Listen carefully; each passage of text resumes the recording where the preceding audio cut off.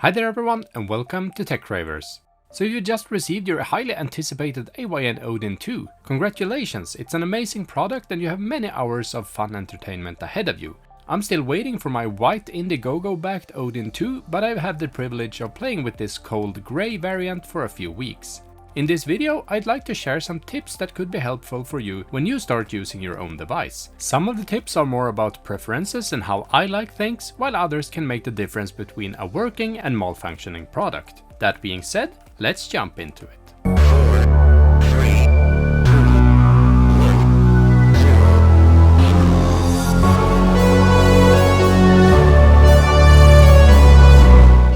I want to start by talking about that white line at the right edge when you play a game. If you haven't figured it out yet, it's actually a menu behind it. Simply swipe from the edge to bring out a quick menu with a few handy settings that you can play around with. While this is a great feature, some of you might think it's super distracting and destroys the overall gaming experience. Luckily, it's super easy to remove it. Simply swipe down from the top to access the familiar Android menu instead. Swipe down again to get even more settings, then swipe to the right to reach the toggle for the floating icon, click on it to remove the white line and the access to the Odin 2 quick menu. And you can of course toggle it back on the same way.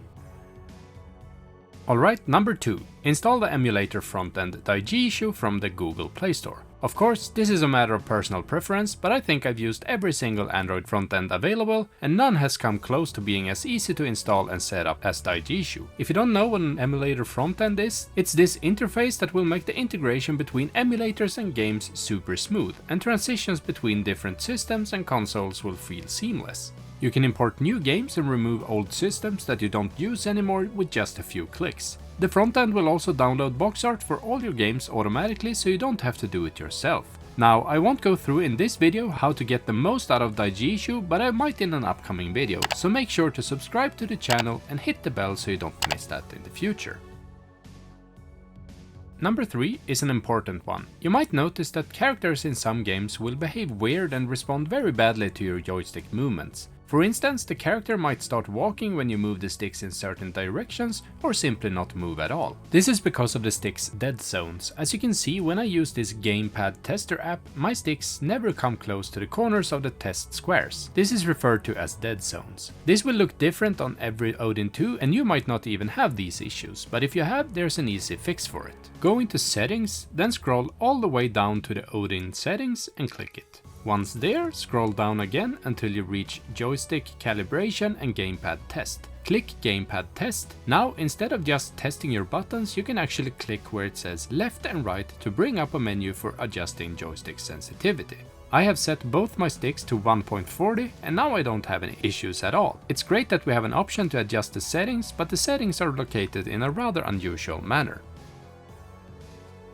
Number 4 is a reminder that you have a built-in key mapper that works great. This is awesome for every game that does not support a physical controller natively. If you're anything like me, you probably avoid touchscreen controls like the plague as well. So all you have to do is to swipe up the menu we talked about in the beginning of this video and click the blue key adapter icon at the top. Now start dragging the controls you want to map onto the controller overlay on the screen. I usually map my left and right stick first. Then drag the dot icon onto something that you want to map your A, B, X or Y button to. I will actually map both my A and B button to the jump button in Stumble Guys. So drag it, tap on it and choose which button on your controller to map to it by clicking the button on your Odin. And once you're satisfied, click the blue checkmark to save your settings to the game you're currently in. Oh, and I forgot to tell you, you can also hide your layout by clicking the cogwheel icon in the key mapper and turn down the transparency to 0.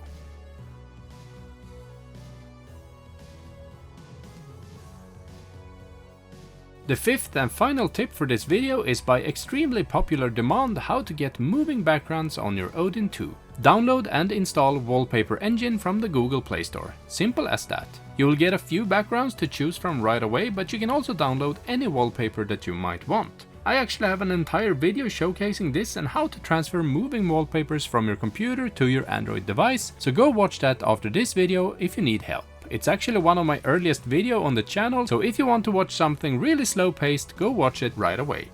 And that's been it for my tips and tricks video or things to do first with your Odin 2 video. I hope you enjoyed it and that maybe, just maybe, it also helped you figure something out, or maybe it inspired you in some way. Please let me know by commenting down below, like the video and subscribe to my channel if you want more content like this in your feed, and as always, thanks for being such a great dude.